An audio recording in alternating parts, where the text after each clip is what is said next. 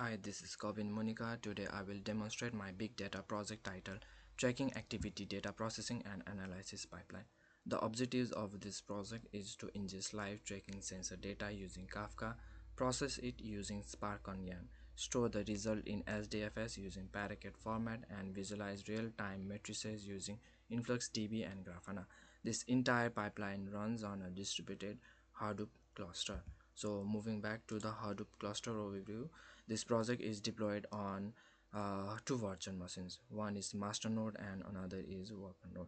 So back to the master node, we can see name nodes and resource manager running, confirming that this node manages the cluster. So moving back to the worker node, we have on the worker node we can see the data node and the node manager, which handles data storage and computation tasks.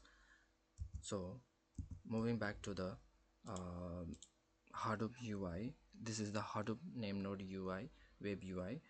It provides an overview as DFS, cluster ID and storage capacity, remaining capacity and storage onto the data nodes. It has one master node and one worker node, which can be viewed in IP also of both master and worker node. So moving back to the cluster explanation, this confirms that the cluster is running properly configured with one master node managing metadata and scheduling, and another node storing data and executing tasks. Hadoop is running fully on a distributed mode, not locally. So moving back to the Yarn and Spark UI, this is the Spark resource manager UI. Yarn is responsible for managing all the tasks, resources, scheduling application across all the nodes. We can also see the executors, which is already up and running. When Spark jobs are submitted, they appear here as a Yarn application, confirming that Spark runs on a distributed cluster. So moving back to the Kafka topic, we have Kafka is used as a real-time data ingestion layer. The tracking sensor data is streamed through the tracking data topic, which can be uh, checked as tracking data, which is topic. Partition is only one since I have one broker and one master node.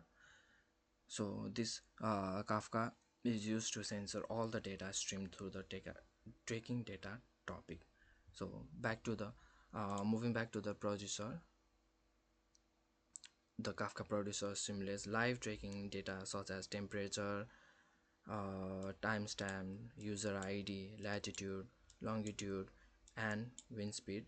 This data is sent as an JSON messages to and JSON messages and sent it to Kafka. So moving back to the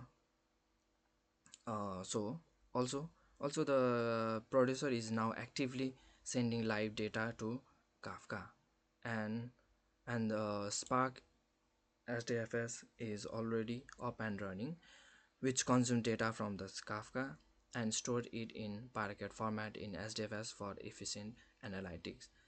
So the consumer here, it will be written in the InfluxDB also. So for the Grafana, it will be visualized from the InfluxDB.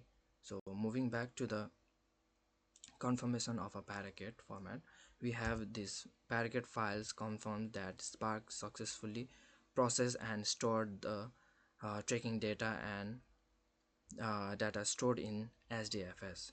So moving back to the Grafana dashboard, we have multiple panels stored in one dashboard. The panel 1 contains the current temperature, which is from the live API, current temperature of the tracker in real time. So second panel shows the current wind speed during the trek. The third panel shows the current altitude of the trek, And the fourth, which is the temperature trend, which shows the temperature trend over the time aggregated at fixed interval, which can be viewed as the mouse cursor pointing towards the graph. And the fifth one is the masses per interval, which shows the Kafka is properly sending data. And the fifth one is the latest GPS coordinates of the tracker, which can be viewed as the latitude of the tracker one. So the last uh, panel is the live GPS location of the tracker using the latitude and the longitude, which can be viewed in the dashboard as latitude, longitude, with, and it has the pointer location as a green mark. So this summarizes that the Kafka ingests live tracking data, Spark processes it on YARN, HDFS stores it in Parquet format, InfluxDB manages time series data, and Grafana provides real-time visualization. Thank you for watching.